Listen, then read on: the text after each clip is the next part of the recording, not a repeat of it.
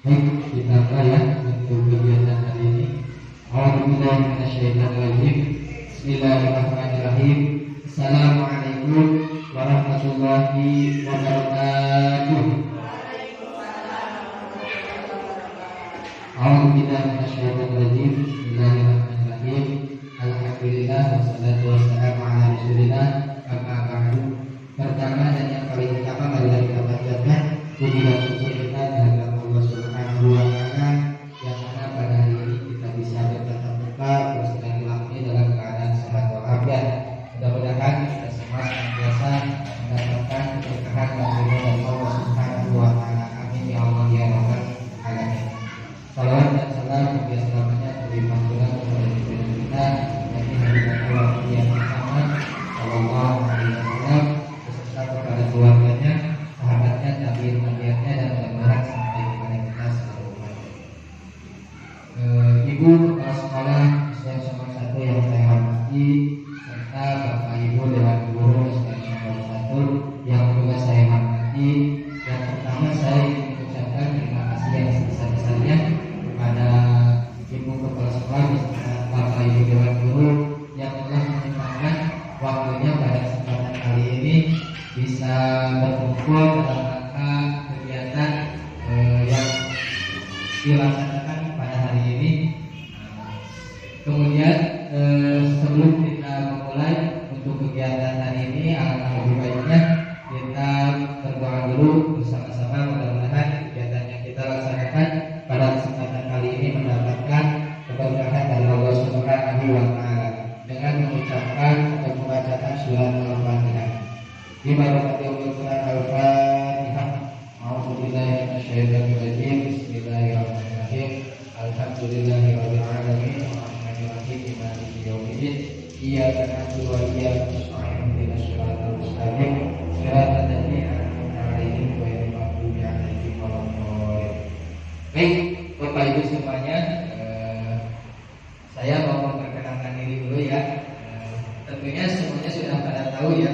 Namun sebagai pembuka, di sini saya Sepatan SPDJ, guru pendidikan agama Islam di SDN Somong 1. Kebetulan pada kesempatan kali ini saya sedang mengikuti program guru penggerak angkatan 9, yang mana rangkaian kegiatannya pada hari ini adalah kegiatan salah satu tugas yang harus dilaksanakan, yakni kegiatan berbagi pemahaman atau pengamalan berkaitan dengan salah satu modul di guru penggerak. Baik Bapak Ibu semuanya, nah seperti yang tadi saya sampaikan bahwa hari ini adalah kita berkumpul di sini, saya ingin menyampaikan atau berbagi ilmu mengenai tentang budaya positif dan implementasinya. Sebelum lebih jauh saya menjelaskan berkaitan dengan budaya positif. Nah, jadi budaya positif ini adalah salah satu materi yang dipelajari di dalam program guru penggerak, yakni di modul 1. Nah, hari ini adalah rangkaian kegiatan program pendidikan guru penggerak, yakni salah satu tugas yang harus dipenuhi yakni berkaitan dengan aksi nyata tentang budaya positif dan implementasi. Baik Bapak Ibu semuanya, ini adalah materi yang saya sampaikan pada kesempatan kali ini berkaitan dengan budaya positif.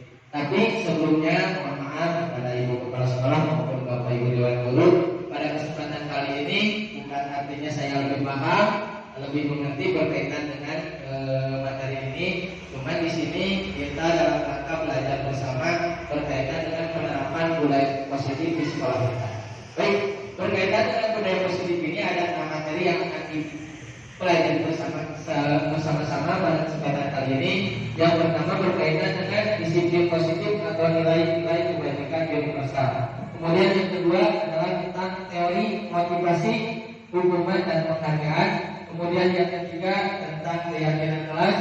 Yang keempat kebutuhan dasar manusia dan dunia berkualitas. Kemudian yang kelima restitusi 5 posisi kontrol. Kemudian yang keenam restitusi segitiga restitusi. Nah, ini adalah materi-materi yang saya pelajari di program guru penggerak berkaitan dengan budaya positif. Tentunya di sekolah kita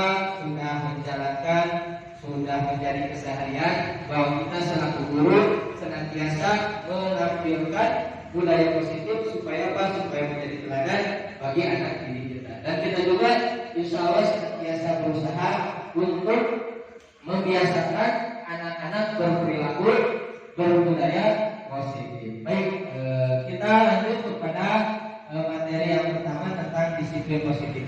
Namun sebelum kita beranjak kepada materi berkaitan dengan disiplin positif, nah di sini ada sebagai awalan ada materi tentang perubahan paradigma. Nah, saya meminta Bapak Ibu semuanya memohon bantuannya. Coba, nah di sini ada sebuah tulisan atau bacaan. Mohon diikuti apa yang saya terangkan. Nah, di sini ada kegiatan kepalan tangan. Punya tangan Bapak Ibu? Punya? Boleh diminta kepalan tangannya yang kanan aja. Nah, coba bayangkan di tangan Bapak Ibu semuanya ada sesuatu yang sangat berharga buat kita. Entah apa saja, boleh diimajinasikan, dipikirkan sesuai dengan apa yang dipikirkan oleh Bapak Ibu guru. Di dalam telapak tangan Bapak Ibu guru ada sesuatu yang sangat berharga, yang mana ini tidak boleh dimiliki atau diambil oleh orang lain. Coba sekarang pikirkan dulu, sudah dipikirkan sesuatu yang berharganya? Kalau ibu-ibu mungkin sesuatu yang berharganya bapaknya di rumah. Ya, berlihat, perhiasan, boleh ya, bebas sesuai imajinasinya masing-masing. Sudah dipikirkan sesuatu yang berharganya? Oke, sekarang di kepala, karena ini sesuatu yang sangat berharga, berarti tidak boleh diambil oleh orang lain. Kita sekuat tenaga mempertahankan apa yang menjadi milik kita, sesuatu yang sangat berharga. Sudah di kepala. Nah, sekarang boleh pejamkan mata. Bayangkan di dekat Bapak Ibu semuanya ada seorang teman atau kenalan mungkin apa saja yang berusaha mengambil sesuatu yang berharga dari kepala tangan Bapak Ibu. Nah, teman Bapak Ibu itu mau mengambil sesuatu yang sangat berharga itu dengan berbagai cara, misalkan dengan membujuk, merayu, mengancam, bahkan menghardi. Tapi karena ini sesuatu yang sangat berharga, berarti kita mengepanya dengan uang. Sudah Bapak Ibu dikepal dengan sekuat tenaga. Coba bayangkan di sekelilingnya atau di dekatnya ada teman yang ingin membuka kepala tangannya. Sudah? Oke. Apa yang terjadi? Kita lihat di slide berikutnya. Sesungguhnya siapa yang memegang kendali atau kontrol untuk membuka atau menutup kepala tangannya? Apakah Bapak Ibu atau teman Bapak Ibu yang berhasil membuka kepala tangannya? Diri kita sendiri. Berarti yang mengontrol itu siapa? Diri kita. Karena kita menyadari bahwa di dalam kepala tangan kita itu ada sesuatu yang berharga, maka kita berusaha mempertahankannya. Berarti yang mengontrol itu siapa? Diri kita sendiri. Terima kasih Bapak Ibu. Kita lanjut. Nah, di dalam budaya positif ada salah satu materi berkaitan dengan teori kontrol. Nah, di sini diungkapkan oleh salah satu psikiater dan pendidik namanya Dr. William Glasser, yang meluruskan beberapa miskonsepsi mengenai teori atau makna kontrol. Apa itu miskonsepsi? Berarti ada salah sudut pandang atau salah pemikiran. Nah, di sini Dr. William Glasser itu meluruskan beberapa miskonsepsi pemikiran atau sudut pandang berkaitan dengan teori kontrol. Yang pertama, ilusi guru mengontrol murid. Kita selaku guru tentunya tidak bisa mengontrol yang namanya peserta didik. Kita menyuruh misalkan anak didik kita melakukan sesuatu, mengerjakan sesuatu. Walaupun misalkan anak tersebut bertindak sesuai dengan apa yang kita arahkan, tapi tentunya itu bukan kita yang mengontrol murid, tapi murid mengizinkan kita, mengizinkan guru untuk mengizinkan dirinya untuk mengikuti apa yang disampaikan oleh Bapak Ibu guru. Jadi intinya bahwa guru itu sebetulnya tidak bisa mengontrol peserta didik, karena yang namanya anak punya keinginan, punya kemauan sendiri. Kalaupun anak menuruti apa yang kita perintahkan, itu adalah kehendak yang dimiliki oleh peserta didik tersebut, mengizinkan gitu ya, intinya seperti itu. Kemudian yang kedua, ilusi bahwa semua penguatan positif efektif dan bermakna. Nah, di sini semua penguatan itu misalkan bujukan. Ketika kita misalkan menyuruh atau melakukan sesuatu tadi kita suruh, nah anak tersebut tidak semuanya misalkan menuruti apa yang kita perintahkan. Nah, kita berusaha melakukan yang namanya penguatan positif, misalkan berupa apa? Bujukan, rayuan seperti itu. Kemudian yang ketiga, ilusi bahwa kritik dan membuat orang merasa bersalah dapat menguatkan karakter. Nah, tentunya ketika kita melihat ada seorang peserta didik misalkan lalu melakukan sesuatu kesalahan, kita tidak boleh berusaha merasa bahwa peserta didik itu salah. Misalkan, adek jangan seperti itu misalkan ya, jangan seperti itu, kalau seperti itu nanti ibu yang misalkan dimarahi bapak, misalkan anak itu tidak berdisiplin, tidak mengikuti upacara bendera. Anak misalkan, kenapa tidak mengikuti upacara bendera? Ibunya perbuatan salah. Nanti kalau seperti ibu yang dimarahi oleh ibu kepala sekolah misalkan, nah jadi anaknya merasa bersalah. Nah, kita selaku guru tidak boleh membuat anak merasa bersalah dan sehingga nantinya mengganggu psikologis anak, sehingga anak itu merasa rendah atau disudutkan. Kemudian yang terakhir, ilusi bahwa orang dewasa memiliki hak untuk memaksa. Nah, jadi kita selaku orang dewasa sebagai guru tidak boleh memaksa yang namanya peserta didik, tapi kita menumbuhkan motivasi supaya anak berbuat apa yang kita kehendaki. Karena yang namanya anak kan secara psikologis, secara pemikiran belum secara sepenuhnya bisa membedakan mana yang benar, mana yang salah. Tugas kita sebagai guru tidak boleh yang namanya memaksa, tapi kita memberikan motivasi dan juga arahan. Ini beberapa yang perlu disampaikan berkaitan dengan teori kontrol. Seperti itu. Dapat dipahami Bapak Ibu? Ya, baik. Nah, sekarang ada yang namanya perubahan paradigma stimulus respon dan teori kontrol. Nah, kalau dulu kita belajar tentang psikologi pendidikan, ada yang namanya stimulus dan respon. Bagaimana kita memberi rangsangan kepada peserta didik, kemudian peserta didik bereaksi terhadap rangsangan-rangsangan yang kita berikan berkaitan dengan proses pembelajaran. Jadi siapa sesungguhnya yang memiliki kontrol dalam proses pembelajaran? Nah, di sini ada perbedaan berkaitan dengan teori stimulus respon dan teori kontrol. Yang pertama, realitas kebutuhan kita sama. Menurut teori kontrol, bahwa realitas kebutuhan kita berbeda. Tentunya ya, baik itu guru maupun peserta didik memiliki perbedaan. Oleh sebab itu kita harus memahami perbedaan tersebut. Kemudian yang kedua, kalau dalam stimulus respon semua orang melihat hal yang sama.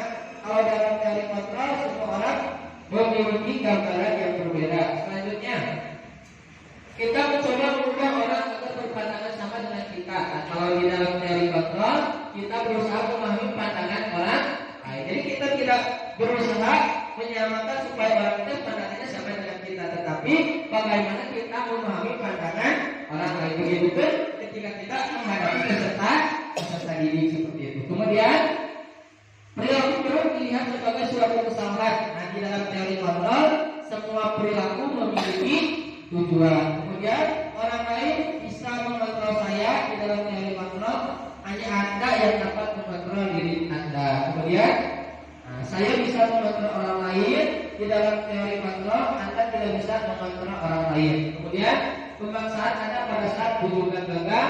Namun di dalam teori kontrol kolaborasi dan konsensus menciptakan pilihan-pilihan baru. Dan yang terakhir, model berpikir menang kalah. Di dalam teori kontrol model berpikir menang-menang. Nah, di dalam keseharian kita sebagai pendidik, nah, kita bisa menerapkan apa yang namanya teori kontrol ini. Nah, di dalam teori kontrol ini kita bisa memaksimalkan potensi yang ada di dalam peserta didik. Itu berkaitan dengan perubahan paradigma baru. Nah, sekarang kita mulai ke materi tentang budaya positif. Yang pertama itu ada disiplin positif.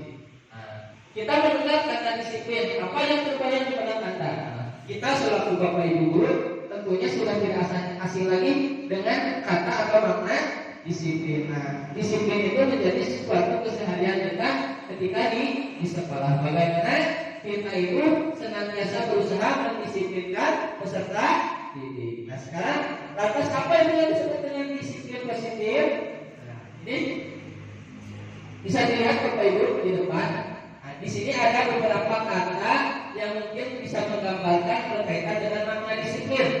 Yang pertama, nah, di sebelah kanan, bahwa disiplin itu biasanya sering dihubungkan dengan yang namanya hukuman. Karena kan disiplin itu adalah perilaku mentaati yang namanya aturan. Misalkan ada peserta didik yang tidak disiplin atau tidak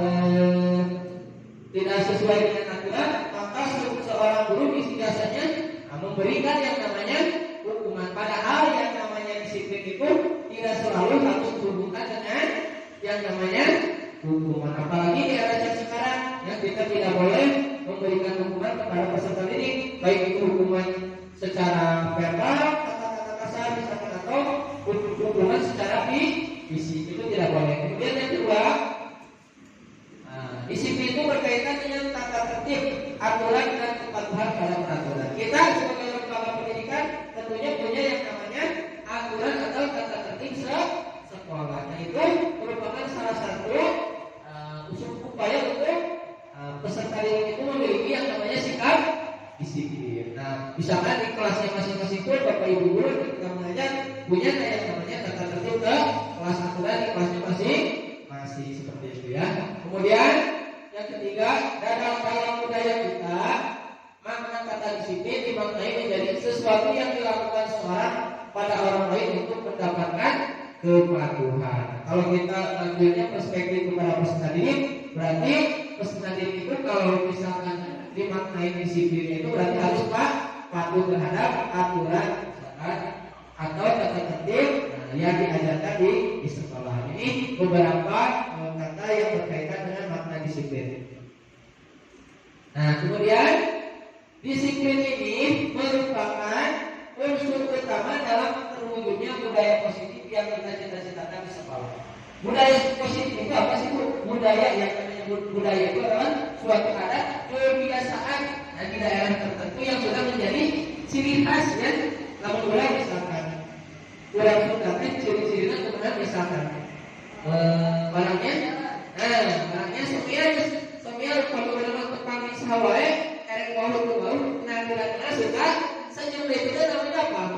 Budaya suatu kebiasaan yang sudah menjadi khas langsung nama somian lamun ngalewat di payung batu somian pun nah itu budaya.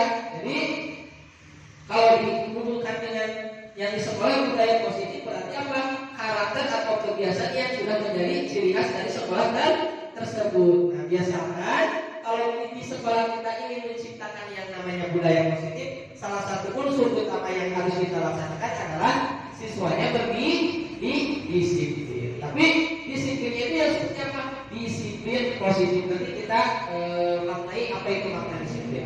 Kemudian bagaimana strategi kita menciptakan lingkungan dan budaya positif? Karena tidak mudah kita sebagai lembaga pendidikan supaya menciptakan yang namanya budaya positif, tentunya kita selaku guru, selaku misalkan kepala sekolah sebagai pemangku kebijakan, bagaimana strateginya supaya menciptakan lingkungan dan budaya yang positif. Nah, kita harus meninjau kembali penerapan disiplin sekolah kita, apakah sudah berjalan maksimal atau tidak.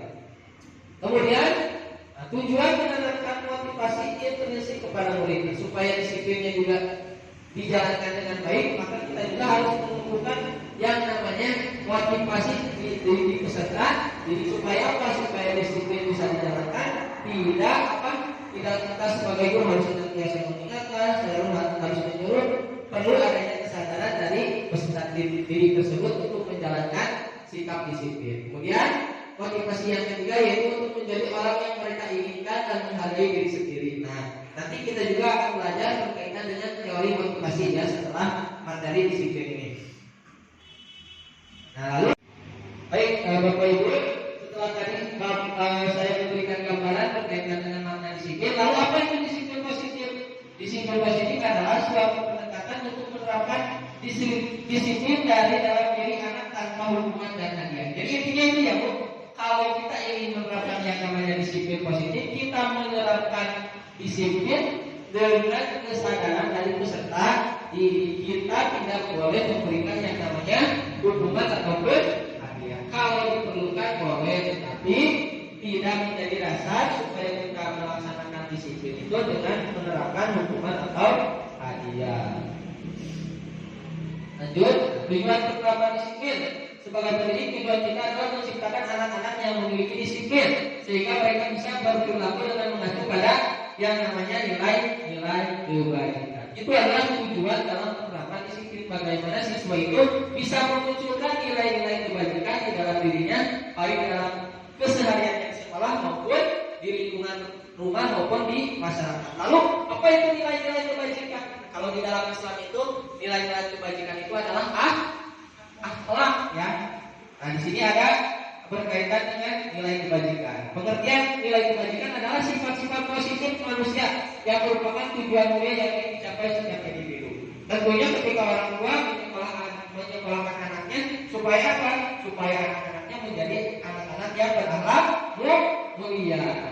Jadi nilai-nilai kebajikan itu ini contoh-contohnya: keadilan, keselamatan, tanggung jawab, kejujuran, rasa syukur, berprinsip, integritas, kasih sayang, rajin, berkomitmen, percaya diri, kesabaran dan keamanan. Nah, ini adalah tujuan utama ketika kita melaksanakan proses pembelajaran, proses pendidikan di sekolah, supaya anak-anak itu memiliki nilai-nilai kebajikan di dalam dirinya. Kalau di dalam Islam diajarkan bahwa kita selaku guru harus mengajarkan yang namanya akhlak baik, akhlak mulia sesuai dengan yang dicontohkan oleh Rasulullah SAW. Kalau kita kaitkan dengan konteks sekarang, bahwa di sekolah kita menerapkan yang namanya kurikulum merdeka, nilai-nilai kebajikan yang kita cita-citakan supaya anak itu seperti apa?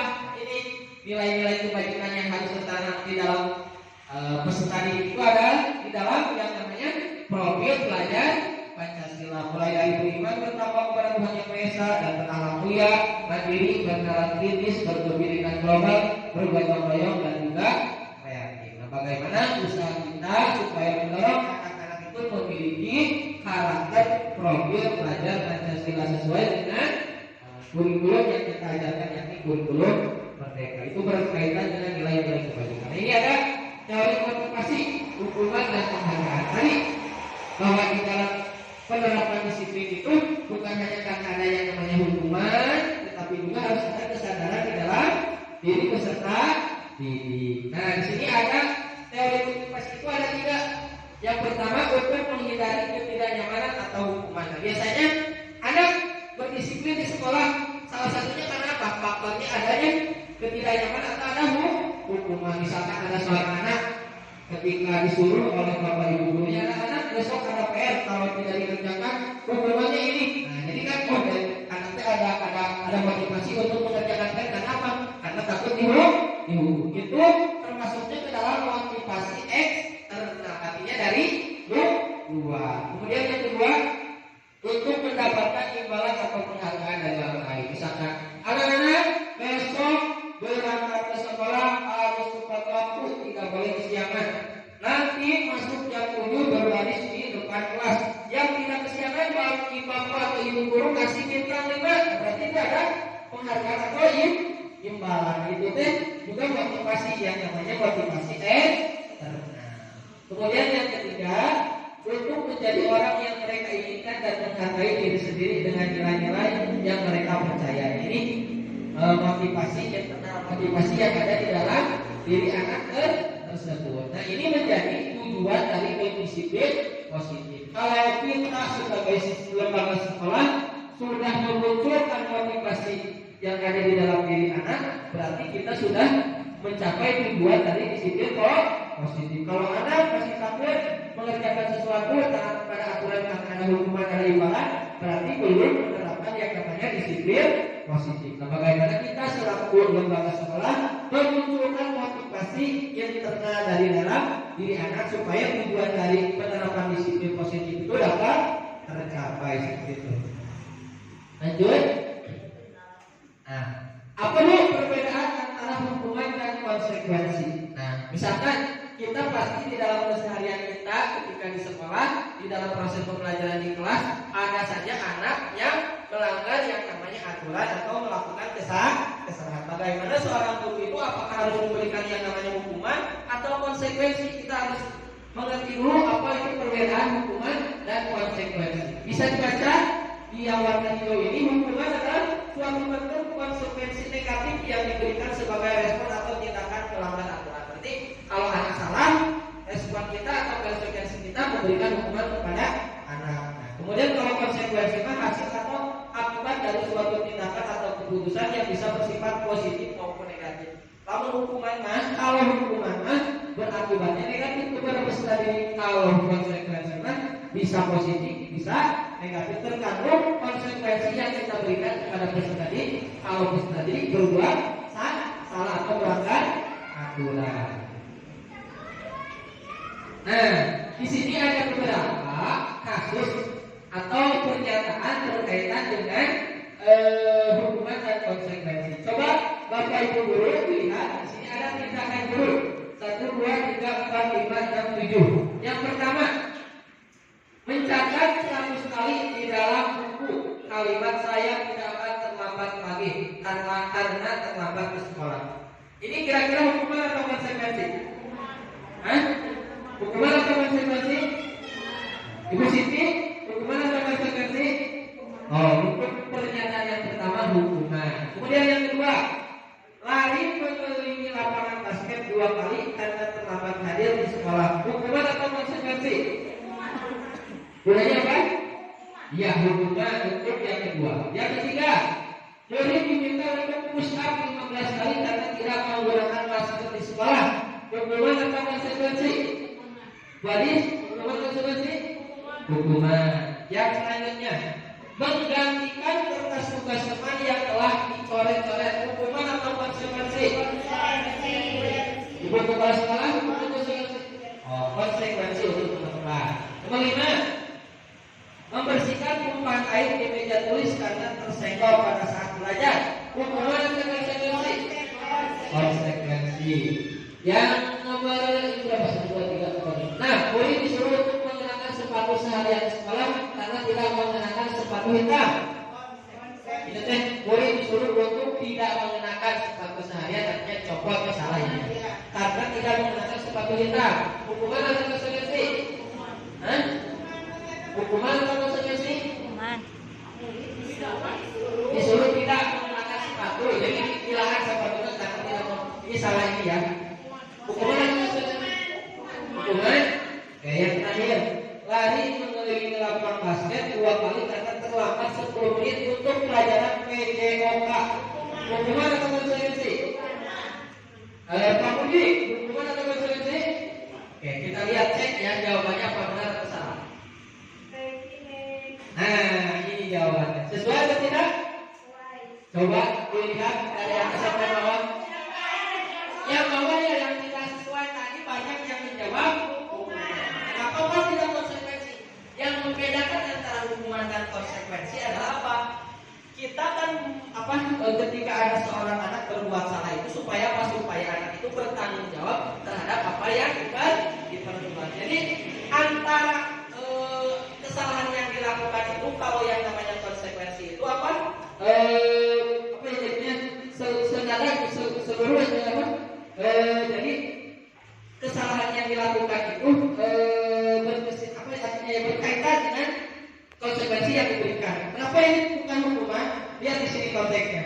Lari mengelilingi lapangan basket 2 kali karena terlambat 10 menit untuk pelajaran PJ. Mungkin kalau untuk kesalahan yang lain itu bisa hukuman, disuruh lari ke lapangan, tetapi kalau ini kan lari mengelilingi lapangan basket 2 kali karena terlambat 10 menit untuk pelajaran PJOK. Ini hitung-hitungannya apa? Pemanasan dalam pelajaran PJOK. Jadi antara kesalahan dengan apa konsekuensi yang diberikan itu berkaitan gitu Bu. Jadi ada hubungannya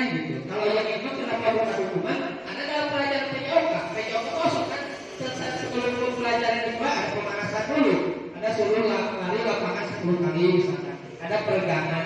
Kalau konteksnya dalam kesalahan yang lain itu bisa jadi hukuman. Kalau yang lainnya sudah bantar ya seperti ini, menggantikan kertas tugas teman yang telah dicoret. Jadi konsekuensinya dikentos buku atau kertas yang dicoret padanya. Atau yang ini, membersihkan tumpahan air di meja tulis karena tersenggol pada saat belajar. Dibersihkan, misalkan ada seorang anak menumpahkan air, jadi konsekuensinya dibersihkan tanah tumpahannya. Kalau misalkan seperti ini mah, seorang anak menumpahkan air diberi hukuman keliling lapangan 10 kali, itu bisa jadi hukuman. Jadi tidak ada kolerasi atau hubungan antara kesalahan yang dibuat dengan konsekuensi yang dilakukan. Seperti itu perbedaan antara hukuman dan konsekuensi. Bisa dipahami Bapak Ibu berkaitan dengan hukuman dan konsekuensi. Jadi menyambung antara kesalahan yang dilakukan dengan yang diberikan seperti itu. Kalau berhubungan itu namanya konsekuensi. Kita sebagai guru harus memberikan hukuman atau konsekuensi? Konsekuensi. Supaya apa? Supaya tidak membuat anak merasa bersalah, merasa rendah diri, tidak dirugikan. Nah, jadi belajar membuat anak itu bertanggung jawab terhadap apa yang dilakukan kalau kita memberikan konsekuensi seperti itu ya. Bisa dipahami ya Bapak Ibu berkaitan dengan hukuman dan konsekuensi. Nah, ini perbedaan antara hukuman dan konsekuensi. Yang pertama, kalau hukuman itu sesuatu yang menyakitkan harus terjadi kepada anak. Mengapa hukuman itu berdampak negatif? Itu karena ini sesuatu yang harus terjadi. Seperti tadi, anak menumpahkan minuman, ya konsekuensinya disuruh mengelap gitu ya. Kemudian membuat anak sakit fisik maupun hati, karena biasanya kan hukumannya berbentuk fisik maupun ucapan atau yang berbentuk verbal ya. Membuat anak merasa tidak nyaman dalam jangka waktu pendek. Ini akibat pemberian konsekuensi. Anak membenci kedisiplinan. Kalau kita memberikan konsekuensi, anak menghargai disiplin. Nah, kalau hukuman itu dalam bentuk paksaan, misalkan anak terlambat 10 menit lari atau push up, itu kan adanya paksaan ya. Nah, ini ada stimulus atau tanggapan. Kemudian mendorong anak menyakiti diri sendiri. Kalau konsekuensi mendorong anak agar mudah menyesuaikan diri. Konsep diri yang buruk, kalau konsekuensi konsep diri yang baik. Anak belajar untuk menyembunyikan kesalahan, anak belajar untuk mematuhi peraturan. Kemudian marah, merasa bersalah, dipermalukan, merasa tak dihargai. Nah, ini dampak dari pemberian hukuman terhadap kesalahan yang dilakukan oleh anak. Nah, kalau konsekuensi kehilangan hak, dibuat tidak nyaman, pilihannya atau konsekuensi apa jawabannya? Pemberian hukuman atau konsekuensi? Konsekuensi. Namun ini juga ada dampak-dampak yang kurang baik ketika kita memberikan konsekuensi. Nanti di slide selanjutnya ada cara yang ketiga supaya apa? Supaya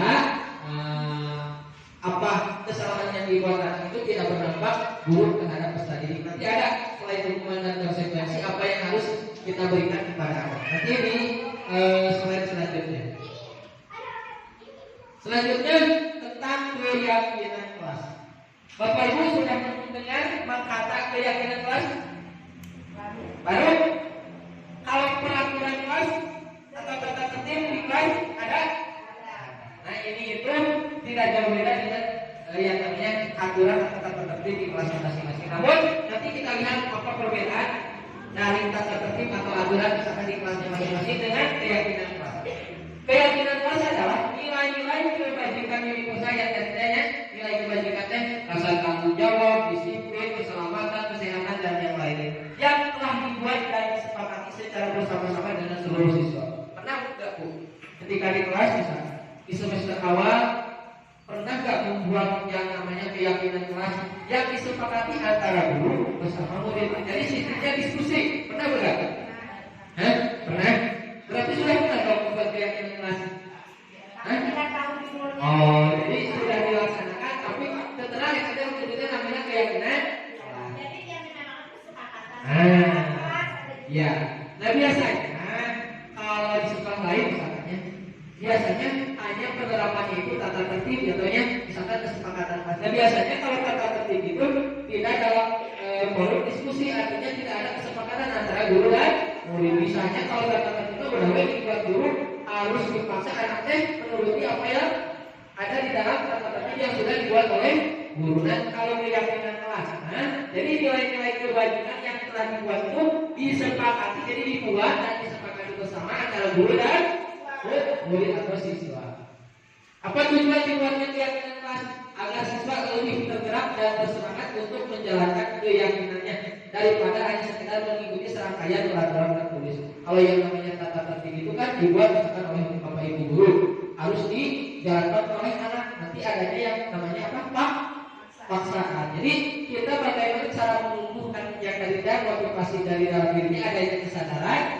Kita buat yang namanya keyakinan kelas supaya apa?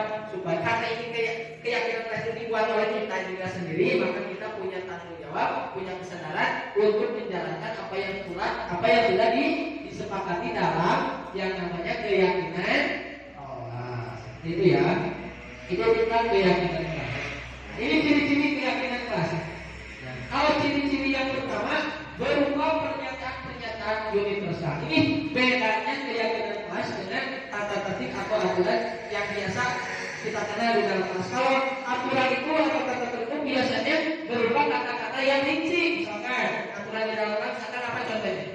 Buang sampah tempatnya. Membuang sampah pada tempatnya. Nah, nanti di dalam keyakinan kelas, pernyataan itu bisa dibuat dalam bentuk pernyataan yang universal. Misalkan membuang sampah pada tempatnya itu berarti nilai kebajikannya apa?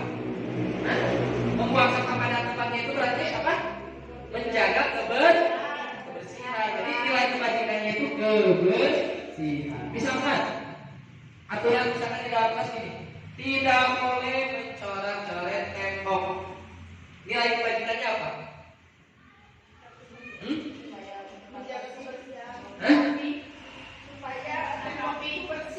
Menjaga kebersihan bisa. Misalkan yang lainnya, menjalankan tugas piket itu nilai kebajikannya apa? Tanggung jawab, bisa disiplin, bisa. Jadi aturan-aturan yang rinci itu dibuatkan lagi, dirumuskan dalam bentuk nilai-nilai kebajikan. Jadi nanti kalau kita sebagai guru sudah bisa menyadarkan bahwa anaknya tidak boleh mencoret-coret tembok, rasa tanggung jawab, misalkan ada aturan keyakinan kelas itu tanggung jawab, berarti tanggung jawab apa? Menjaga PN, piket di kelas. Jadi anak sudah bisa merancang sendiri mana yang termasuk ke dalam nilai-nilai kebajikan yang sudah disusun dalam keyakinan kelas seperti itu ya. Kemudian dibuat dalam bentuk yang positif. Nah, misalkan dalam aturan atau tata tertib kita tidak pernah merancang itu kata-katanya apa bernilai positif atau negatif. Kadang-kadang ini di dalam tata tertib yang tertera ini dilarang membuang sampah sembarangan. Itu kan maknanya kita harus dibuatnya dalam bentuk yang positif. Jadi membuang sampah pada tempatnya gitu. Tidak boleh mencoret-coret tembok. Itu kan maknanya negatif. Berarti harusnya bagaimana? Menjaga kebersihan lingkungan kelas. Kita sudah termasuk mencoret-coret tembok. Nah, jadi di dalam keyakinan kelasnya kita tidak boleh membuat rumusan kata yang bermakna negatif. Misalkan tidak boleh bolos sekolah. Itu maknanya negatif. Berarti harus apa? Dibuat dalam bentuk positifnya seperti apa? Rajin bersekolah.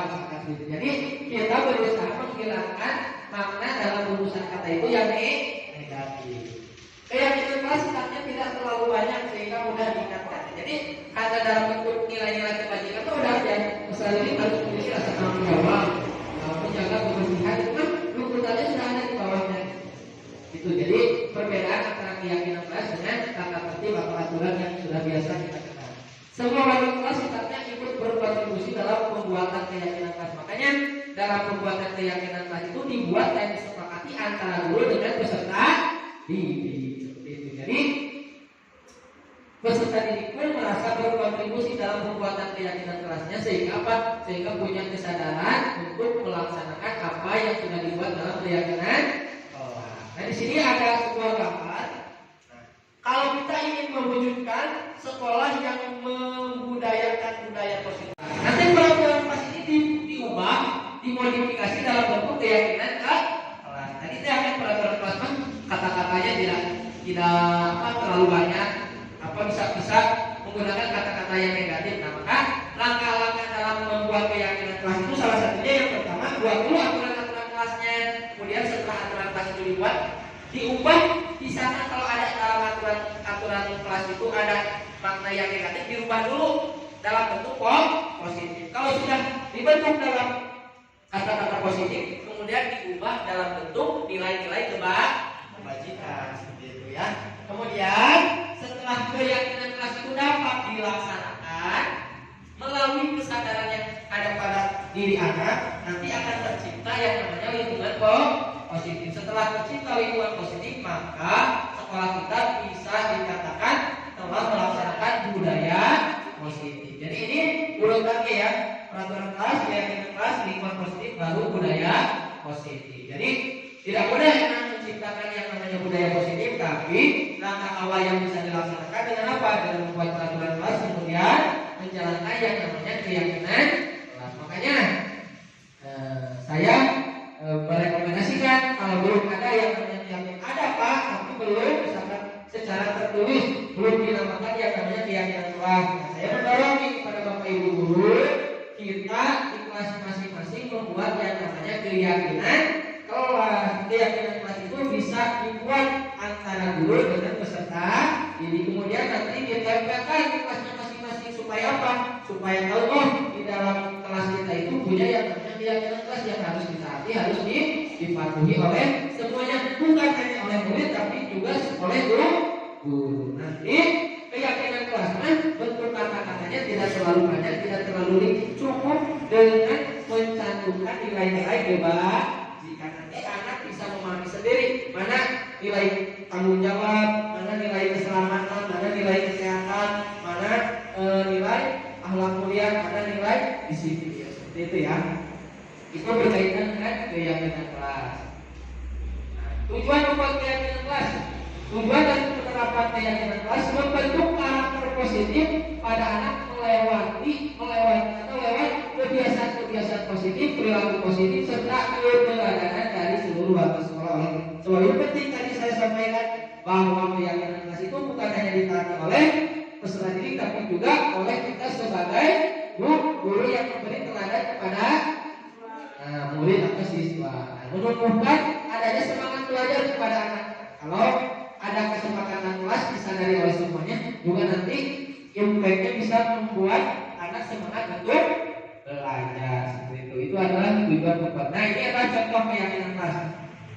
Keyakinan kelas 4B, bertanggung jawab terhadap tugas piket. Di sini ada nilai kebajikannya bertanggung jawab. Bersikap jujur. Bersikap jujur itu maknanya banyak. Misalkan kalau anak sudah memaknai keyakinan kelasnya harus bersikap jujur, kalau di kelasnya misalkan menemukan uang, keyakinannya harus bersikap jujur. Makanya uang yang diambil kemudian diserahkan kepada Bapak Ibu guru, berarti itu anak sudah memiliki nilai kebajikan sikap jujur. Kemudian bersikap benar dan saat belajar berlangsung bersikap sopan menghormati teman.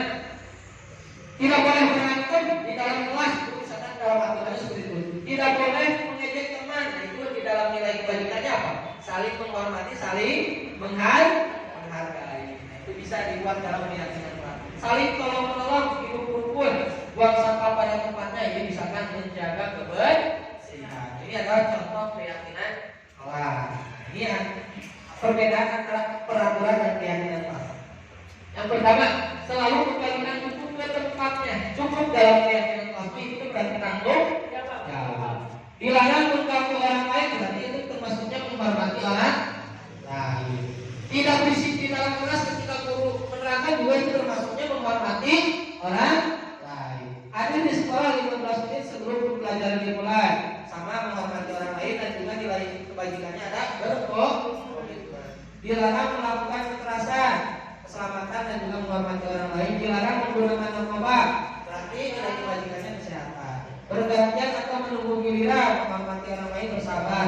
Gunakan masker, kesehatan. Jangan berlari di kelas atau koridor, keselamatan. Jadi bisa dipahami ya Bapak Ibu berkaitan dengan keyakinan kelas. Jadi keyakinan kelasnya cukup dengan mencantumkan nilai-nilai kebajikan seperti itu. Itu perbedaan antara. Nah, sekarang lanjut ke materi selanjutnya berkaitan dengan kecukupan kebutuhan dasar manusia. Kita selaku manusia tentunya mempunyai kebutuhan dasar. Yang pertama, kebutuhan dasar itu ada 5. Yang pertama, kebutuhan tentang hidup, kasih sayang dan rasa diterima, penguasaan, kebutuhan pengakuan atas kemampuan, kebebasan, kebutuhan akan pilihan, kesenangan, kebutuhan untuk merasa senang. Coba Bapak Ibu guru, di antara kelima kebutuhan dasar manusia ini, mana yang paling pokok dan yang paling inti yang harus dipenuhi oleh kita selaku manusia? Di antara kelima ini, bertahan. Kenapa? Jadi betul sekali, di dalam kebutuhan dasar manusia yang paling utama, yang paling pokok yang harus dipenuhi adalah kebutuhan bertahan hidup atau istilahnya survival ya. Nah, makanya di sini di dalam diagram lingkaran ini bertahan hidup itu ada di tengah-tengah, karena bertahan hidup menjadi pokoknya. Kalau bertahan hidup itu termasuk ke dalam kebutuhan fisiologis. Kalau yang lainnya, penguasaan, kasih sayang, kebebasan, kesenangan itu psikologis. Kalau bertahan hidup itu adalah kebutuhan terhadap rumah atau tempat tinggal, kebutuhan makan dan kebutuhan yang lainnya. Nah, kalau kita kembalikan ke dalam konteks kita di sekolah, kita juga harus memahami tentang kebutuhan dasar peserta didik. Apakah kebutuhan bertahan hidupnya sudah terpenuhi, kasih sayang dan rasa diterimanya sudah terpenuhi, penguasaan kebutuhan pengakuan atas kemampuannya dipenuhi, kebebasan kebutuhan akan pilihannya dipenuhi, kesenangan kebutuhan untuk merasa senangnya dipenuhi, maka peserta didik akan optimal dalam pelaksanaan proses pembelajaran di sekolah. Kalau misalkan anak punya masalah berkaitan dengan kasih sayang dan rasa diterima, kira-kira biasanya anaknya bermasalah nggak di sekolah? Kalau rasa kasih sayang dan rasa diterimanya tidak terpenuhi, kira-kira di sekolahnya ada masalah nggak? Bisa jadi kan ya. Makanya penting bagi kita selaku guru harus memahami berkaitan dengan kebutuhan dasar peserta ini, bukan hanya ketika di sekolah, tapi juga kita juga harus memahami kebutuhan dasar peserta didik ketika berada di lingkungan keluarga. Maka penting bagi kita untuk memahami berkaitan dengan kebutuhan dasar manusia. Kalau kita kembalikan ke dalam konteks kita di sekolah, keseharian kita di sekolah, berarti kita harus memahami karakter atau kebutuhan dasar peserta didik, baik itu kebutuhan bertahan hidupnya dan yang lainnya. Seperti itu ya. Selanjutnya nomor 5. Nah, ini ada restitusi 5 posisi kontrol kita sebagai guru. Yang pertama ada yang namanya penghukum. Apa yang pertama Bapak Ibu? Penghukum atau pemberi hukuman. Yang kedua membuat merasa bersalah. Yang ketiga posisinya sebagai teman. Yang keempat pemantau. Yang kelima manajer. Nah, ini adalah 5 posisi kontrol yang ada di dalam keseharian kita ketika kita berinteraksi dengan peserta didik. Nah, yang jadi pertanyaan, sejauh ini di mana posisi Bapak Ibu ketika menghadapi peserta didik di sekolah? Apakah jadi penghukum? Apakah jadi pemantau? Apakah jadi pembuat merasa bersalah? Jadi teman atau manajer? Oh, yang paling ideal yang mana? Kalau kita sekarang di sekolah sudah berada di posisi yang mana? Oh, nomor 1 penghukum, atau di nomor 2 membuat merasa bersalah. Itu kan bisa menjadi refleksi Bapak Ibu guru semuanya ya. Berada di posisi mana Bapak Ibu ketika menghadapi peserta didik. Kemudian yang kedua, posisi yang paling ideal kita sebagai guru ketika menghadapi permasalahan peserta didik, kita itu berada di posisi mana yang paling ideal? Harusnya harusnya di mana? Teman? Di mana? Ibu? Teman? Ibu kepala setengah di posisi yang mana yang paling ideal bagi kita dalam memposisikan kita dalam posisi mana? Iya, nomor 3 itu. Teman? Oke. Jadi jawabannya teman? Iya. Betul ya?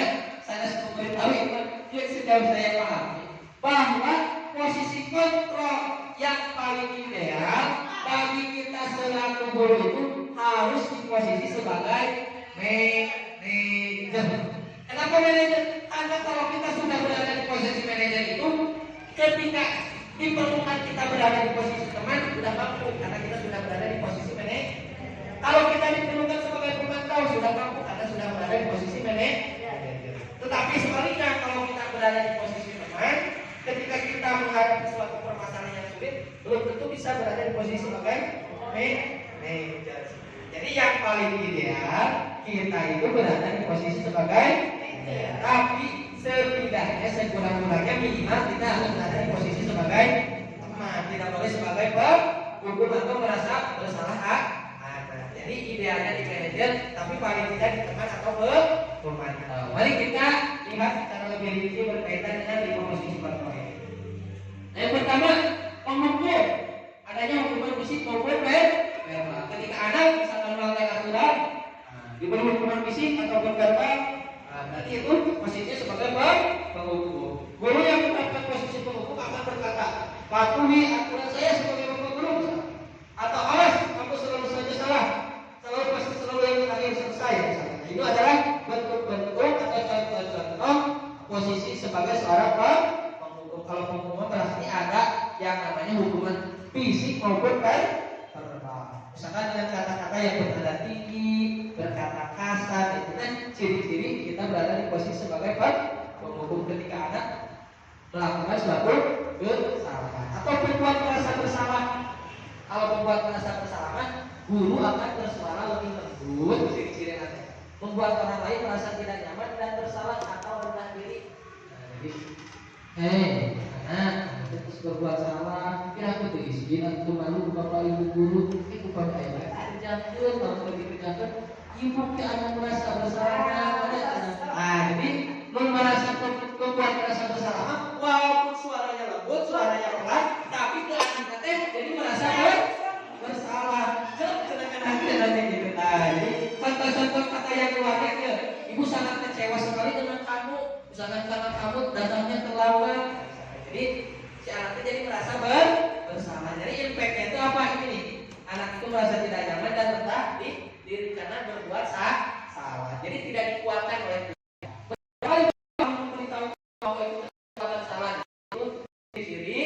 kita berada di posisi membuat salah. Nah, kalau di posisi teman, guru pada posisi ini tidak akan menyakiti murid, namun akan tetap berupaya mengontrol murid melalui persuasi dari hati ke hati, gitu ya. Posisi sebagai teman itu bisa negatif, bisa positif. Apa negatifnya? Mereka akan berkata, ayo bantulah demi bapak ya. Ayo ingat tidak bantuan bapak selama ini ya sudah kali ini tidak apa-apa, nanti ibu bantu bereskan. Jadi biasanya kalau kita berada di posisi sebagai teman itu nilai negatifnya apa? Anak akan tergantung terhadap kita, ya itu nilai negatifnya. Tentu kita sebagai guru kalau nilai positifnya berarti anak itu tidak suka kalau ada masalah dengan kita, misalkan kalau kita memposisikan sebagai teman. Tetapi sekali-kali jangan kita berposisi selalu sebagai teman, karena apa? Nantinya akan berdampak negatifnya, anak akan bergantung kepada kita juga. Wibawa kita sebagai guru juga suka turun kalau kita jadi setara kita dengan anak kita. Sesekali boleh diposisikan sebagai teman, tetapi tidak selalu harus berposisi sebagai teman. Kalau ada anak yang melakukan kesalahan. Nah, kalau di posisi pemantau berdasarkan pada peraturan dan konsekuensi dengan menggunakan sanksi atau konsekuensi. Kalau kita memberikan hukuman atau konsekuensi itu sebagai pemantau. Pertanyaan yang diajukan seorang pemantau, peraturannya apa? Misalkan terlambat sekolah, aturannya apa? Kamu tahu nggak? Kalau datang sekolah ini tidak boleh terlambat. Itu biasanya dalam posisi pemantau. Sanksi atau konsekuensi apa yang kamu ketahui terhadap kesalahan yang dibuat? Nah, itu adalah pemantau. Nah, ini adalah posisi yang paling ideal sebagai manajer. Posisi di mana guru berbuat sesuatu bersama dengan murid. Jadi adanya kebersamaan, adanya kesepakatan antara murid dan juga guru. Tidak ada unsur yang namanya paksaan, karena berbuat sesuatunya bersama dengan murid. Mempersilahkan murid mempertanggungjawabkan perilakunya. Kalau berbuat salah, kira-kira tanggung jawabnya apa dari perbuatan salah tersebut? Nanti dikomunikasikan antara guru dengan anak yang berbuat salah. Kemudian mendukung murid agar dapat menemukan solusi tersebut atas permasalahan sendiri. Ini yang paling penting. Ketika anak berbuat salah, memunculkan rasa tanggung jawab, kemudian mencari solusi dari permasalahan yang dibuat oleh anak. Tidak melalui proses hukuman, tidak membuat anak merasa bersalah, ya, tetapi bagaimana seorang guru itu bisa menumbuhkan rasa tanggung jawab dari kesalahan yang dibuat, kemudian juga guru bersama murid mencari solusi dari permasalahan yang terjadi antara anak misalkan seperti itu. Kemudian gimana jadi murid diajak untuk menganalisis kebutuhan dirinya maupun kebutuhan orang lain. Di sini penekanan bukan pada kemampuan membuat konsekuensi, namun dapat berkolaborasi dengan murid bagaimana memperbaiki kesalahan yang ada. Nah ini ada contoh-contoh kata. Apa yang kita yakini kembali melihat untuk keyakinan kelas, misalkan aturan kita sudah membuat yang namanya keyakinan kelas. Ada seorang anak datang terlambat, kita tanya balik tanya lagi, apakah dengan datang terlambat itu sudah melanggar keyakinan kelas? Jadi anak timbul sadar, oh iya Pak, saya melanggar keyakinan kelas bahwa di dalam keyakinan kelas itu tidak boleh datang terlambat. Jika kamu meyakininya, apakah kamu mau bersedia memperbaikinya? Ini solusi berarti solusi yang nanti akan diberikan. Upami terlambat datang, kira-kira solusinya apa supaya tidak datang terlambat? Tadi datang terlambat karena apa? Bangunnya kesiangan, berarti solusinya apa? Berarti bangunnya lebih pagi, seperti itu. Nah itu adalah contoh memposisikan guru sebagai posisi manajer. Jadi intinya kalau anak berbuat salah, kalau anak melakukan sesuatu tidak sesuai aturan, maka kita sebagai guru yang mengambil posisi sebagai manajer harus akan memunculkan rasa tanggung jawab dari anak, kemudian mencari solusi untuk memperbaiki kesalahan yang terjadi. Itu adalah posisi kontrol sebagai manajer. Nah, coba tentukan posisi kontrol yang diambil dari pernyataan di bawah ini. Nomor 1, saya kecewa sekali dengan kamu. Itu posisi kontrolnya apa? Mengukur, memberi rasa bersalah, teman, pemantau atau manajer? Ayo jawab Bapak Ibu. Tidak usah takut salah ya. Ini kita belajar bersama aja. Nomor 1, saya kecewa sekali dengan kamu. Nah, misalkan itu posisinya apa? Hah? Membuat rasa bersalah. Ya, nomor 1 membuat rasa bersalah. Ada yang lain jawabannya? Bingung? Lanjut sambil dipikirkan ya. Nomor 2, kamu tidak pernah benar melakukannya. Apa itu? Nomor 2 apa? Sama, membuat rasa bersalah. Oke. Nomor 3, ayolah lakukan demi ibu nak, lakukan demi bapak guru nak. Nah, nomor 4, apakah kamu mau mendapat stiker bintang hari ini? Nah, berarti di situ ada penghargaan apa? Kira-kira? Sambil dipikirkan lanjut. Bagaimana kamu bisa menyelesaikan masalah ini? Nah, ini berarti bertanya berkaitan dengan solusi teman. Kamu selalu yang paling terakhir. Coba kita lihat ya jawabannya apakah sama atau tidak. Ini jawabannya. Nah, untuk pertanyaan nomor 1, saya kecewa sekali dengan kamu, membuat orang merasa bersalah. Berarti kalau ada kata-kata ini berarti posisinya sebagai membuat orang merasa bersalah. Nomor 2, kamu tidak pernah benar melakukannya. Berarti ini buku. Ayolah lakukan demi ibu, ayolah lakukan demi bapak guru. Itu mah posisinya sebagai. Apakah kamu mau mendapatkan stiker bintang hari ini? Itu mah teman. Ingat, kalau ada yang namanya konsekuensi, ada hukuman, ada penghargaan, itu mah teman. Mantap. Bagaimana kamu bisa menyelesaikan masalah ini? Berarti kalau menawarkan solusi kepada anak atau mencari solusi bersama itu berarti manajer. Yang terakhir, kamu selalu yang paling terakhir. Cuma penghukum itu berkaitan dengan posisi kontrol. Lanjut.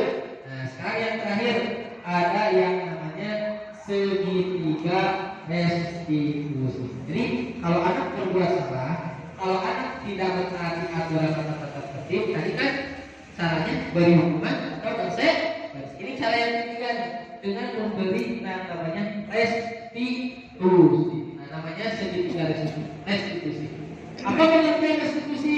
Restitusi adalah proses menciptakan kondisi bagi murid untuk memperbaiki kesalahan mereka sehingga mereka bisa kembali pada kelompok mereka dengan karakter yang lebih kuat. Jadi anak waktu berbuat salah, saling dihukum, saling dibuat merasa bersalah, tetapi bagaimana seorang guru itu mencari solusi dari permasalahan yang dibuat oleh anak sehingga apa? Sehingga nantinya anak kembali kepada kelompoknya dengan karakter yang lebih kuat dan tentunya tidak melakukan kesalahan yang sama. Apa itu restitusi? Contohnya seperti apa? Nah, ini disebutnya itu segitiga restitusi. Karena apa? Karena segitiga restitusi itu tahapannya ada 3. Yang pertama, menstabilkan identitas. Yang kedua, validasi tindakan yang salah. Kemudian yang ketiga, menanyakan keyakinan. Nah, ini segitiga restitusi itu contohnya. Menstabilkan identitas itu jadi menumbuhkan kesadaran kepada anak bahwasanya setiap orang itu pasti pernah merasa salah atau pernah berbuat salah. Jadi ketika ada anak yang misalkan berbuat salah, berbuat tidak sesuai dengan aturan, kita bisa memanggil anak tersebut kemudian melakukan tahapan restitusi ini dengan melakukan wawancara atau ngobrol berdua dengan anak. Nah, tahapannya yang pertama dengan menstabilkan identitas. Biasanya cirinya kalau menstabilkan identitas itu kita menguatkan anak. Kalau misalkan anak berbuat salah, kita kuatkannya dengan kata-kata bahwa setiap manusia itu pasti berbuat salah, setiap anak itu pasti berbuat salah. Nah, itu adalah hal yang manusiawi. Jadi itu adalah contoh dalam cara. Adakah cara yang lebih efektif untuk mendapatkan apa yang kamu butuhkan?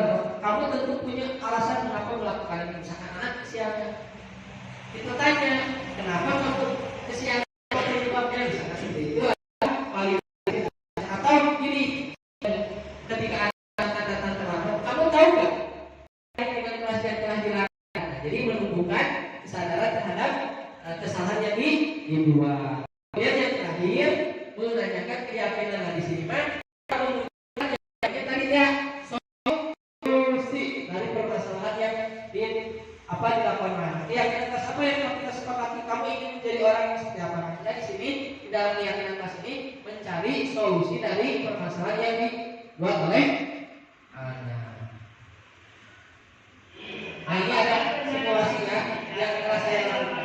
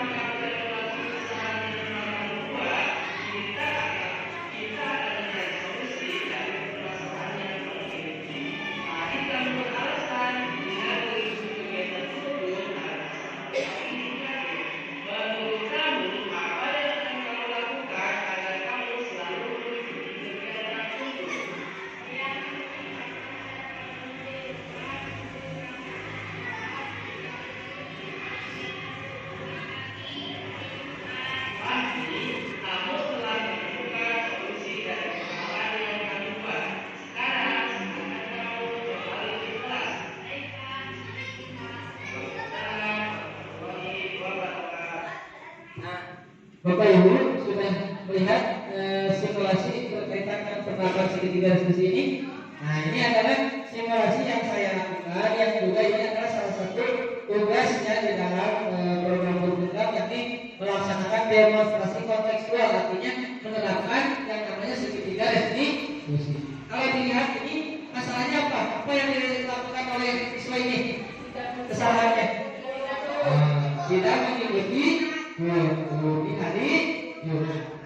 Karena pahmi itu melanggar yang namanya keyakinan sekolah atau keyakinan asal atau aturan di sekolah, tidak mengikuti kegiatan guru, maka saya selaku guru melaksanakan tahapan segitiga restitusi. Coba kalau tadi disimak, apa ciri-ciri yang tadi kan dalam tahapan restitusi ada menstabilkan identitas. Apa coba ciri-ciri menstabilkan identitas? Kata-kata apa tadi yang disampaikan oleh saya tadi? Ayo, kalau tadi menyimak. Ya tadi ada itu ya, bahwa yang namanya tidak mengikuti perbuatan itu adalah perbuatan salah, tetapi setiap orang atau setiap anak pasti berbuat salah. Itu yang menstabilkan identitas. Kalau yang memvalidasi salah ya,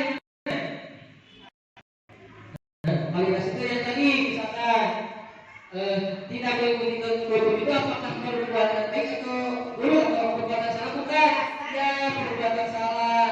Terus ditanya, kenapa kamu tadi tidak mengikuti kegiatan kurikulum? Alasannya apa? Karena tidak sarapan pagi Pak di rumah. Ya kemudian ya, jadi sudah ditentukan tuh rumusan masalahnya. Dia tidak mengikuti kegiatan kurikulum, ternyata maka tidak. Kemudian dalam keyakinannya kita mencari solusi. Apakah itu melanggar keyakinan ya melanggar apa?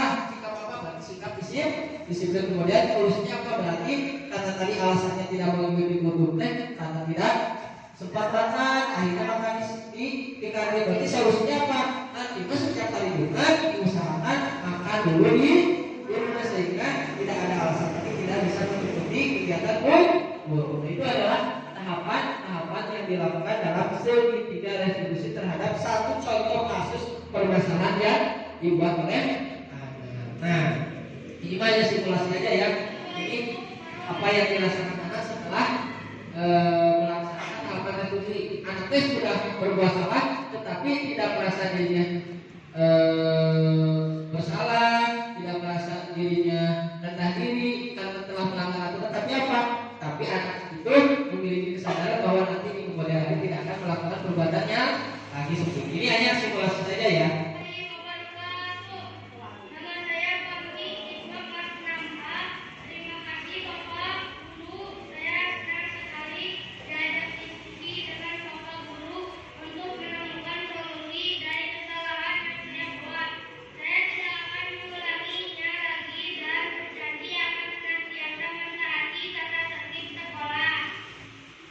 Tujuan dari pelaksanaan restitusi itu, tahapan-tahapan restitusi apa? Yang pertama, menumbuhkan rasa tanggung jawab terhadap peserta dididik. Kalau anak berbuat salah, berarti harus ada konsekuensi yang dilakukan. Tetapi bukan hanya sekedar memberikan konsekuensi, tapi apa?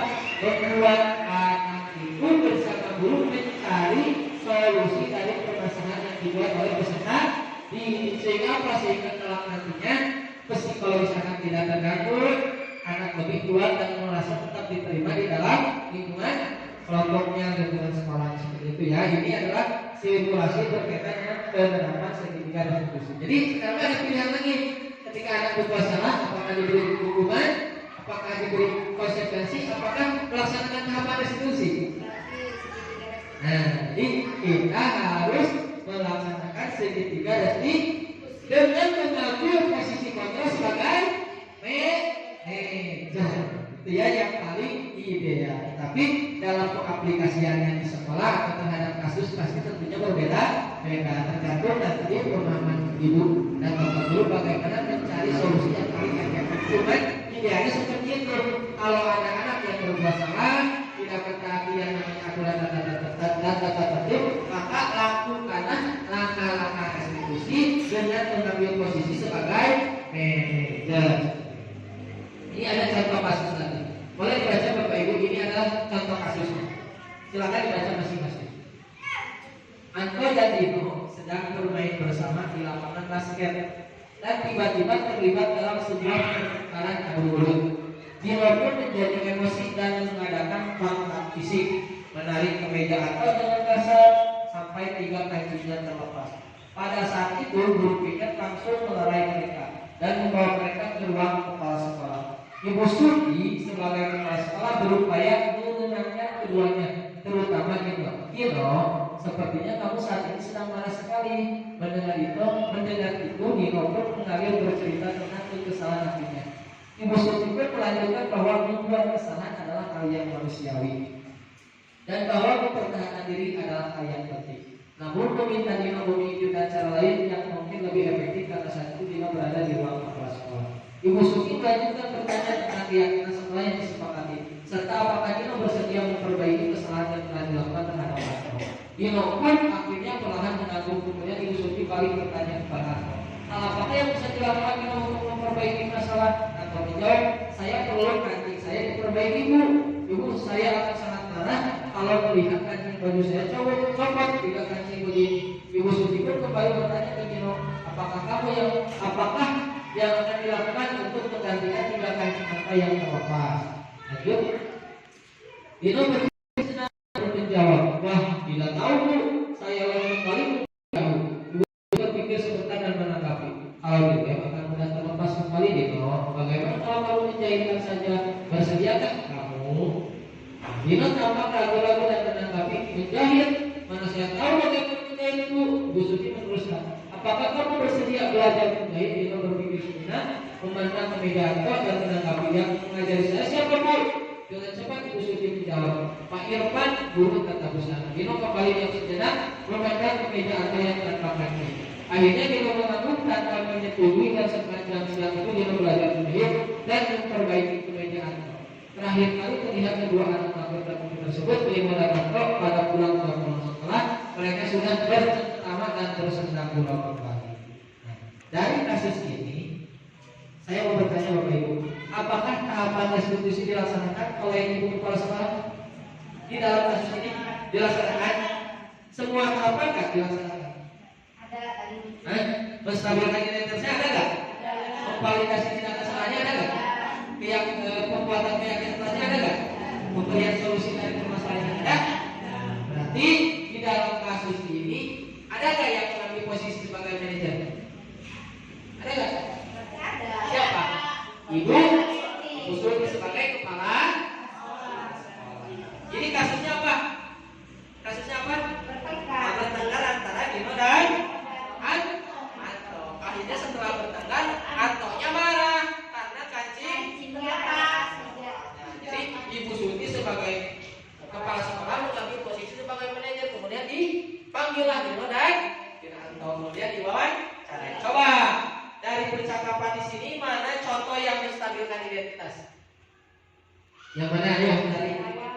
Ini dari apa ini? Coba cari yang contoh teks menstabilkan identitas. Di sini Ibu Suti. Di sini nih Ibu Suti pun melanjutkan. Akhirnya apa berbicara kepada Dino dan Anto bahwasanya membuat kesalahan adalah hal yang manusiawi, termasuk bertengkar berarti kan berbuat salah. Ini ada hal yang manusiawi dan bahwa mempertahankan diri adalah hal yang penting. Nah ini kan menstabilkan identitas yang asalnya malah si Dino atau si Anto. Nah di sini mempertahankan diri itu adalah hal yang penting. Di sini adalah contoh menstabilkan identitas. Namun meminta Dino memikirkan cara lain untuk kemudian memvalidasi tindakan yang salah yang benar.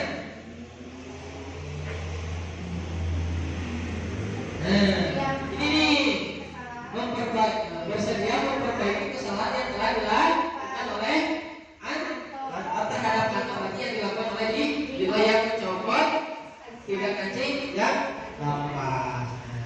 Kemudian validasi tindakannya, pakai yang identitasnya. Nah di sini ada solusi yang diberikan oleh Ibu Suti kepada Dino untuk memperbaiki kesalahannya karena berantem mencopot bajunya Anto dan kancingnya hingga lepas. Di sini Ibu Suti menawarkan solusi. Jadi tidak mendukung Dino karena berantemnya, tapi lebih berfokus kepada pemecahan masalah supaya ataunya itu kancingnya bisa terpasang lagi. Apa solusi yang diberikan? Apakah ibu Sylvie langsung menyuruh langsung tidak menjadikan langsung, tapi menawarkan adanya juga kesediaan dari ibu. Jadi solusinya apa? Jadi memasang kancing lagi, tapi sebelumnya belajar dulu memasang kancing kepada guru Ustaz. Ini adalah salah satu contoh langkah yang harus dilakukan oleh Bapak Ibu guru ketika menemukan satu masalah di sekolah Bapak Ibu. Tapi tentunya yang namanya kasus di setiap sekolah, kasus yang dihadapi kita pasti berbeda. Tapi kita setelah mempelajari yang namanya tahapan restitusi ini punya panduan bagaimana cara kita bersikap dan menindaklanjuti terhadap permasalahan yang dilakukan oleh peserta didik. Kita mengambil posisi diusahakan sebagai manajer, ya minimalnya sebagai teman atau pemantau, tapi jangan sebagai pemukul atau merasa bersalah. Seperti itu ya. Itu berkaitan dengan kasus dan tahapan-tahapan restitusi yang dilaksanakan. Terima kasih. Alhamdulillah. Nah, itu berkaitan dengan materi yang disampaikan pada kesempatan kali ini, berkaitan dengan budaya positif. Coba direview dulu, ulangi lagi. Tadi yang pertama materinya pembahasannya tentang apa? Ayo, disiplin positif. Kemudian yang kedua apa? Bukan. Ayo. Kebutuhan dasar manusia. Kemudian yang ketiga, apa? Keyakinan kelas. Kemudian yang keempat, apa? Ayo, lupa lagi mau ini. Yang keempat tentang apa? Kebutuhan. Oh, yang kedua itu teori motivasi. Yang ketiga keyakinan kelas. Yang keempat tentang kebutuhan dasar manusia. Yang kelima tentang 5 kontrol. Yang keenam segitiga restitusi. Nah, materi-materi ini bisa menjadi bekal buat kita supaya apa? Supaya kita sebagai guru bisa memiliki prakarsa yang namanya prakarsa perubahan. Supaya apa? Supaya tercipta budaya positif di sekolah kita. Tentunya kalau kita ingin menciptakan budaya positif itu bukan tugasnya kepala sekolah sendiri, bukan tugasnya guru sendiri, tetapi bagaimana kita berkolaborasi secara bersama-sama untuk menciptakan budaya positif di sekolah kita. Langkah pertamanya dengan membuat peraturan kelas, kemudian dirubah dengan keyakinan kelas, kemudian dengan keyakinan kelas itu ketika sudah tumbuh kesadaran anak untuk melaksanakan keyakinan kelas, maka akan terciptanya lingkungan yang positif. Sehingga setelah terciptanya lingkungan yang positif, maka terciptalah yang namanya budaya positif. Nah, mudah-mudahan dari materi yang saya sampaikan bisa bermanfaat buat Bapak Ibu guru sebagai panduan, sebagai tambahan ilmu dalam mensikapi setiap permasalahan yang dihadapi oleh kita selaku guru pada keseharian kita berinteraksi dengan peserta didik. Dan mudah-mudahan kita selaku guru dan juga seluruh warga sekolah SDN Sorong 1 dapat menciptakan budaya positif di sekolah kita, dan sehingga nantinya pada akhirnya anak-anak atau peserta didik kita dapat memiliki dan mengamalkan yang namanya profil pelajar Pancasila sesuai dengan jurusan visi dan misi kita di sekolah kita di SDN Sorong 1. Nah, itu saja mungkin yang dapat disampaikan pada kesempatan kali ini. Kurang dan lebihnya mohon maaf. Sekali lagi, mudah-mudahan yang saya sampaikan pada kesempatan kali ini bermanfaat dan bisa menjadi tambahan ilmu buat Bapak Ibu guru juga buat saya sendiri yang khususnya pada kesempatan kali ini melaksanakan kegiatan ini sebagai bentuk pemenuhan tugas dalam program guru penggerak. Minta doanya juga dari Bapak Ibu semuanya, mudah-mudahan saya juga bisa menyelesaikan program guru penggerak ini dan juga bisa menularkan hal-hal yang baik, budaya-budaya positif yang baik yang saya dapatkan di dalam program guru penggerak ini. Baik Bapak Ibu guru, sebelum ditutup, mari kita membaca doa dulu. Mudah-mudahan kegiatan yang kita laksanakan pada kesempatan ini bermanfaat dan juga menjadi ladang pahala buat kita semua. Allahumma sholli ala sayyidina Muhammadin wa sallim ala Muhammad wa sallim ala amin ya Allah ya rabbal alamin. A'udzu billahi minasyaitonir rajim. Bismillahirrahmanirrahim. Alhamdulillahirabbil alamin. Hamdan syakirin, hamdan naimin, hamdan yuwafi ni'amahu wa majidan. Ya rabbana lakal hamdu kama yanbaghi li wajhika karim wa li sultani. Allahumma sholli ala tuzila bi jamil wa rahmat. Wa taqina nabiy min jamil hajat wa tu'inu bi sayyat wa taqina nabiy wa tuqalibu lana al-hayat min jamil hayat wa hayat wa ba'da mamat. Rabbana la tuzigh qulubana ba'da idh hadaytana wa hab lana min ladunka Rabbana atina fid dunya hasanah wa qina adzaban nar. Subhana rabbika rabbil izzati amma yasifun wa salamun alal mursalin walhamdulillahi rabbil alamin. Al-Fatihah. A'udzu billahi minasyaitonir rajim. Bismillahirrahmanirrahim. Alhamdulillahi rabbil alamin. Arrahmanirrahim. Maliki yaumiddin. Iyyaka na'budu wa iyyaka nasta'in. Ihdinas siratal mustaqim. Shiratal ladzina an'amta 'alaihim. Ayat kata Allahumma